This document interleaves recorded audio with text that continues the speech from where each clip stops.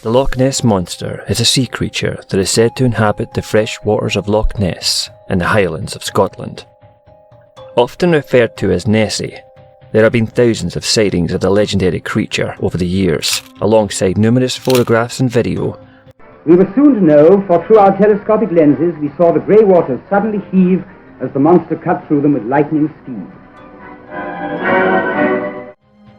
The loch itself, 28 miles long and near 800 feet deep, holds the largest volume of fresh water in Great Britain and makes for the perfect hiding place.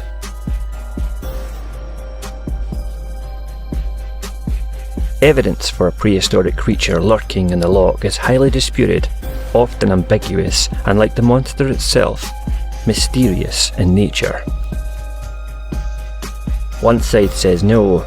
Let's get down to it. Is there a plesiosaur in Loch Ness? No. The other says yes. The Loch Ness Monster does exist, and I'm not going to concede ground on this morning. So which is it? Question: does the Loch Ness Monster exist? I'm John Judge, and this is Conspiracy Court.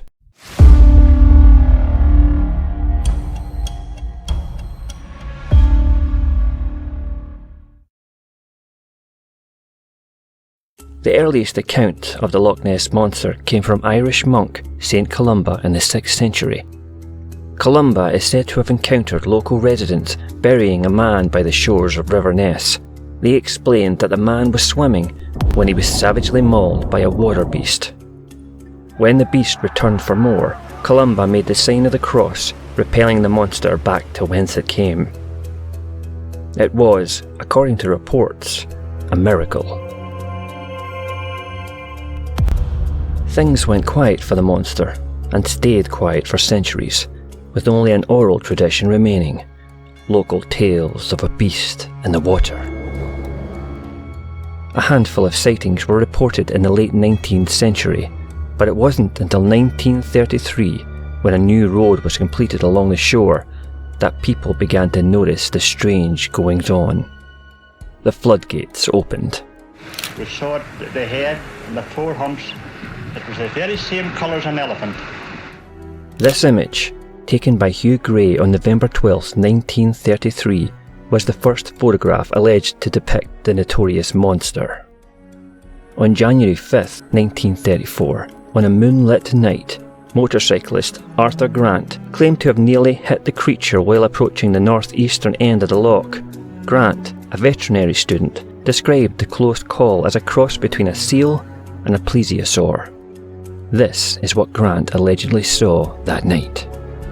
The monster began to take shape, and soon thereafter, an iconic image captured not only the monster, but the public's imagination.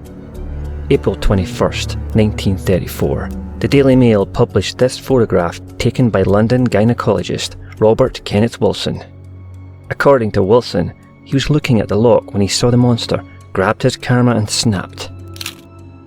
The eyes of the world fell on the loch, and the attention brought with it a booming tourism industry, a scientific community keen for answers, and a host of glory hunters eager to conquer this particular Everest for themselves.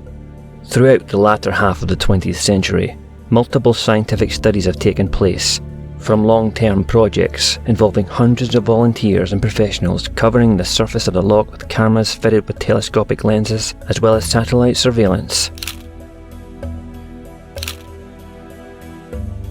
Whilst under the surface, that murky world has been examined by sonar studies, manned submersibles, and in 2018, a DNA survey of the entire loch.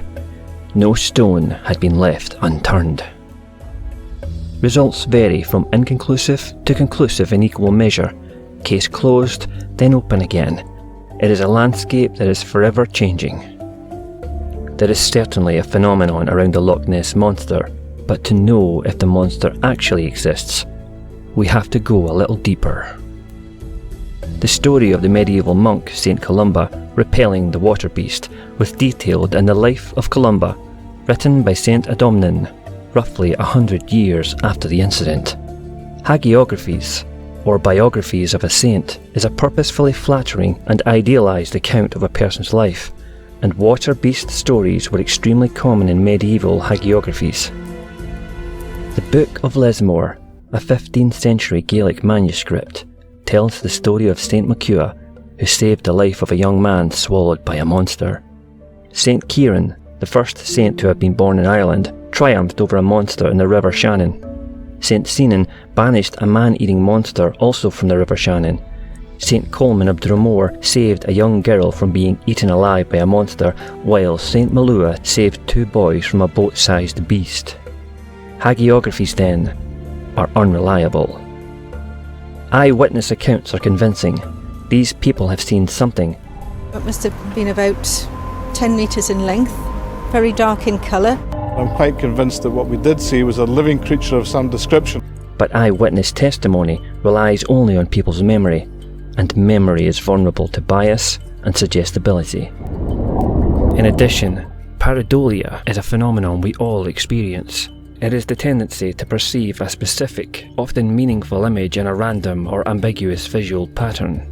And in such a mysterious place like Loch Ness, the monster can be seen almost anywhere.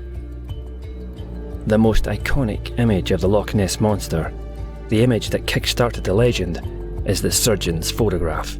It shows what appears to be something akin to a plesiosaur caught in this swan-like pose. But that's a problem. This neck has all these spiny processes sticking up. These would have limited how far back it could pull its neck, because once the processes touch each other, that's the limit of how far it can go. It could lift its head a little bit, but not all the way up like a swan. So if it's not a plesiosaur, what is it? It is the moment when a small conspiracy made big waves. Here's the tale. On December 1933, the Daily Mail commissioned big game hunter Marmaduke Wetherell to locate the creature.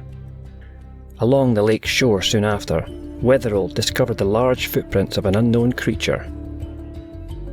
When the prints were analysed, however, zoologists at the Natural History Museum in London determined that the tracks were made with an ashtray that had a hippopotamus foot as a base.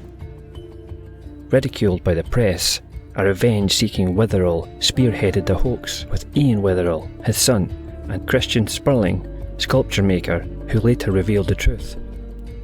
A toy submarine was purchased from Woolworths, and its head and neck were made from putty. To lend legitimacy to their scheme, the group recruited surgeon Robert Kenneth Wilson, who is said to have enjoyed a good practical joke. Wilson used his good standing in the community to sell the image to the Daily Mail, who duly published on April 21st, 1934. The resulting frenzy was larger than they all expected. Surgeon Wilson promptly disowned the image, and the Wetherell plot was exposed decades later. This harmless prank was the face that launched 1,000 ships. Today, the Loch Ness Monster is as popular as ever, making regular appearances in the press and bringing millions to the Scottish economy.